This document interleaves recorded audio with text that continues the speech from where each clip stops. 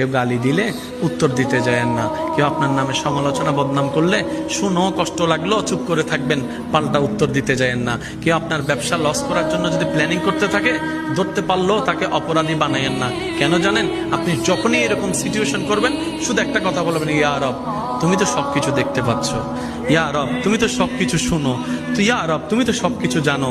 আল্লাহ আমি তোমার দিকে তাকাই, তোমার হুকুমের অপেক্ষা করছি। আমার হাত আছে, আমি তাকে মারবো না। আমার মুখ আছে, আমি তাকে বাজে কথা বলবো না। আল্লাহ আমার সব আছে, তার ক্ষতি করার জন্য 100 জন মানুষ কিনে মারতে পারবো, আমি সেটা করব না, কারণ করলে তো তুমি নারাজ হবা। আল্লাহ আমি তোমাকে খুশি করতে চাই, তোমাকে রাজি করতে চাই। দুনিয়া আমার দুশমন হোক, আমি তোমাকে রাজি করতে চাই। একবার বলে দেখেন, দেখেন আল্লাহ পাক আপনার পক্ষ হয়ে এমন এমন কাজ করবে যেখানে কোনো প্রমাণও থাকবে না, জয় আপনার হয়ে যাবে, সম্মান আপনার হয়ে যাবে, রিজিক আপনার বরাদ্দ হয়ে যাবে বেশি আকারে। সুবহান।